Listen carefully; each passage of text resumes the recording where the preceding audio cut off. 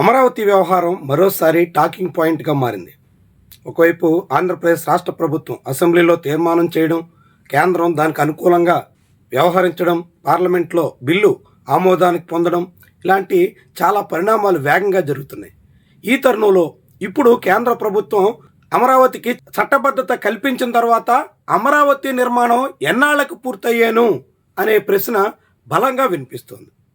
ఎందుకంటే సహజంగా కూటమి ప్రభుత్వానికి మొత్తంగా దక్కింది 5 వేసవి సీజన్లు అయినప్పటికీ అందులో 4 సీజన్లు మాత్రమే ప్రభుత్వ పెద్దల చేతుల్లో ఉంటాయి. ఎందుకంటే 5 ఏళ్ల పదవీ కాలంలో 4 వేసవి కాలాలని ప్రభుత్వం పనులకి అనుకూలంగా మలుచుకునే వెసులుబాటు ఉంటుంది.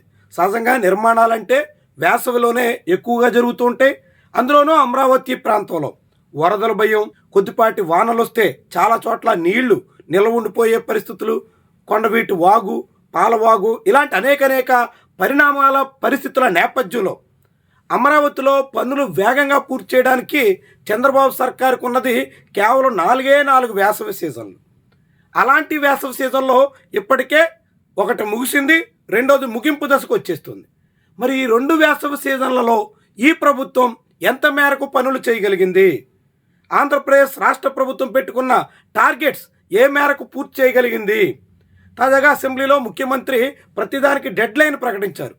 2027 ఆగస్టు నుంచి 2028 మే నాటికే చాలా పనులు పూర్తయిపోతాయంటూ ఐకానిక్ టవర్స్ నుంచి ఇతర అనేక నిర్మాణాలు, ప్లాట్లు, రోడ్లు అన్నిటికీ సంబంధించినటువంటి ముహూర్తాలు ఫిక్స్ చేశారు. కానీ ఇంత ముహూర్తాలు ఫిక్స్ చేసిన తర్వాత కూడా అమరావతి పనులు ఎందుకని నత్తనడకన నడుస్తున్నాయి? చాలా పెద్ద ప్రశ్నగా చూడాల్సి ఉంటుంది. ఇక అదే సమయంలో కేంద్ర ప్రభుత్వం పార్లమెంట్లో చట్ట సవరణ అయితే చేసింది, కానీ అది కూడా కేంద్ర హోంమంత్రి, ప్రధానమంత్రి ఇద్దరు సభలో లేనప్పుడు చట్ట సవరణ అయితే చేస్తోంది. కానీ కీలకమైనటువంటి కేంద్ర ప్రభుత్వ సంస్థల విషయంలో దోబూచులాడుతున్నట్టుగా కనిపిస్తోంది. ఇప్పటికీ కేంద్ర ప్రభుత్వం అమరావతిలో నిర్మాణాలు చేయాల్సినటువంటి వివిధ ప్రాజెక్టులు పట్టాల దాఖలాలు కూడా లేవు. ప్రాజెక్టులు పట్టాలు ఎక్కడమే కాదు, కేంద్ర ప్రభుత్వం భూములు కూడా తీసుకున్న తర్వాత ఆయా సంస్థలకి భూములు అప్పగిస్తూ ఎంఓయూలు కూడా కుదిరిన తర్వాత 10 ఏళ్ళు గడుస్తున్నా కొన్నింటికి డిజైన్లు కూడా లేవు. ఎంత విడ్డూరంగా చూడండి. 2016లో భూములు తీసుకున్నటువంటి కేంద్ర ప్రభుత్వ సంస్థలు 2026 మధ్యకు వచ్చేస్తున్నా కానీ ఇంకా డిజైన్లు కూడా చేయలేదంటే కేంద్ర ప్రభుత్వానికి అమరావతి మీద నిజంగా చిత్తశుద్ధి ఉందా, లేకుంటే ఒక చట్టం చేసి చంద్రబాబును సంతృప్తి పరచడమే పనిగా పెట్టుకుందా అనే ప్రశ్న ఉదయిస్తోంది. అమరావతిలో సిఆర్డీఏ ద్వారా కేంద్ర ప్రభుత్వానికి సంబంధించినటువంటి ఏ సంస్థలకి ఎంతెంత భూమి ఇచ్చారు, ఎంత మేర ప్రాజెక్టు కాస్ట్ అని ప్రకటించారు, ఆ పనుల స్టేటస్ ఏంటి ఒక్కసారి మనం పరిశీలిస్తే ఫస్ట్ది సిపిడబ్ల్యూడి, సెంట్రల్ సెక్రటేరియట్ అన్నట్టు, అంటే సెంట్రల్ పబ్లిక్ వర్క్స్ డిపార్ట్మెంట్ చాలా కీలకమైనటువంటి శాఖగా చెప్పాల్సి ఉంటుంది. కేంద్ర ప్రభుత్వ వ్యవహారాలకు సంబంధించి అన్ని రకాల కార్యకలాపాలు సిపిడబ్ల్యూడి ద్వారానే జరుగుతాయి.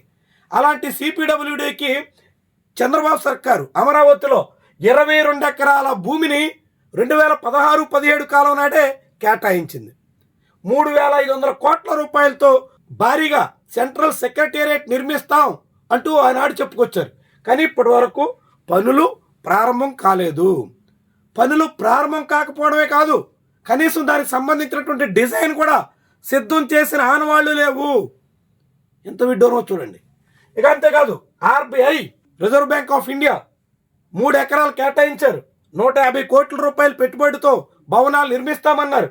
పనులు మొదలెట్టిన ఆనవాళ్లే లేవు. ఎప్పుడు మొదలెడతారో స్పష్టత కూడా లేదు.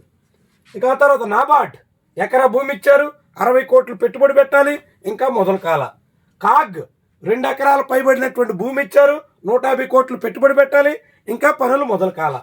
డిపార్ట్మెంట్ ఆఫ్ పోస్ట్స్, అంటే పోస్టల్ డిపార్ట్మెంట్ సంబంధించినటువంటి పైగా ఆ శాఖ మంత్రి పెమ్మసాని చంద్రశేఖర్ అదే అమరావతికి ఎంపీగా ఉన్నారు. ఆయన పరిధిలో 50 కోట్ల పెట్టుబడితో చేయాల్సినటువంటి పనులు కూడా మొదలే కాలేదు. హెచ్పిసిఎల్, ఆ తర్వాత హడ్కో 8 ఎకరాలు ఇచ్చారు, 1000 కోట్లు పెట్టుబడి పెట్టాల్సి ఉంది.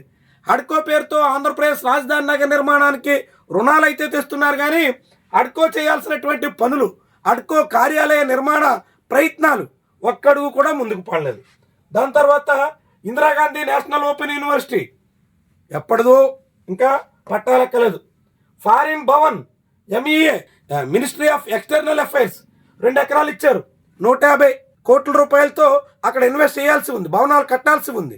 ఆంధ్రప్రదేశ్ నుంచి అనేక మంది అటు గల్ఫ్ ఇటు అమెరికా లాంటి దేశాల్లో స్థిరపడి ఉన్నారు. వాళ్ళందరికీ సంబంధించినటువంటి వ్యవహారాలు ఎప్పటికప్పుడు పర్యవేక్షించాల్సినటువంటి శాఖ భవనాన్ని మాత్రం కంప్లీట్ చేయగలిగారు. తర్వాత జెడ్ఎస్ఐ పార్షియల్గా కొంతమేర పూర్తి చేశారు. ఈఎస్ఐసి 1000 కోట్లతో 25 ఎకరాల్లో హాస్పిటల్ మెడికల్ కాలేజ్ కూడా కట్టాల్సి ఉంది. ఏమాత్రం పనులు జరగలేదు. ఐఆర్సిటిసి 1 ఎకరా భూమి ఇచ్చారు, నెమ్మదిగా పనులు నత్తనడకన నడుస్తున్నాయి. కేంద్రీయ విద్యాలయ 5 ఎకరాలు ఇచ్చారు, 40 కోట్ల రూపాయలతో భారీ స్కూలు భవనాలు నిర్మించాల్సి ఉంది, కానీ ఇంకా మొదలు కాల. ఇక సిఐటిడి 11 కోట్లతో 5 ఎకరాల్లో పనులు ఇంకా మొదలు కాల. కేఐటిడి దీనికి కూడా ఎటువంటి ప్రయత్నం మొదలు కాల. ఇక ఎన్ఐడి మాత్రం నేషనల్ ఇన్స్టిట్యూట్ ఆఫ్ డిజైన్ ఇది మాత్రం ప్రారంభించారు, పనులు పూర్తయ్యాయి. తుళ్ళూరు సమీపంలో భవనాలు అయితే సిద్ధం చేశారు, క్యాంపస్ అయితే నడుస్తుంది. ఇదొక్క ఇన్స్టిట్యూషన్ మాత్రమే ఇప్పుడు అమరావతిలో పూర్తిగా కార్యకలాపాల వైపు అడుగులేసినటువంటి సంస్థగా చెప్పాల్సి ఉంటుంది.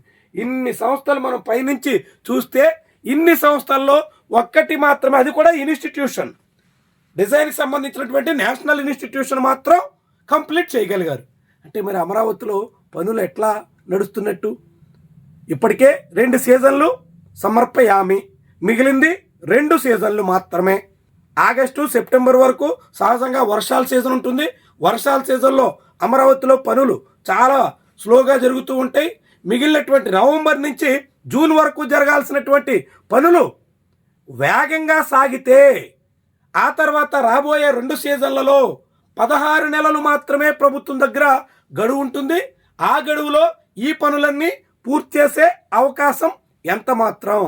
కేంద్ర ప్రభుత్వం చట్ట సవరణ చేశాం కదా అని కేంద్ర ప్రభుత్వ రంగ సంస్థలు, కేంద్ర ప్రభుత్వమే నిర్మించాల్సినటువంటి సంస్థలు నిర్మాణానికి నోచుకోకపోతే అమరావతికి రూపు వచ్చేదెలా?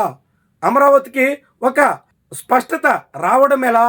ఇలాంటి అనేక ప్రశ్నలు కూడా ఉదయించక మానవు. మరి చంద్రబాబు లెక్కలు చెప్తూ, గడువులు పెడుతూ, ముహూర్తాలు సిద్ధం చేసుకుంటూ అలా ఊహల్లో ఊరేగడమేనా?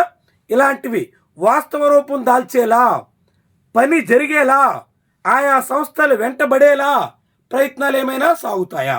ఇదే అమరావతి భౌతవ్యాన్ని నిర్ణయిస్తుంది.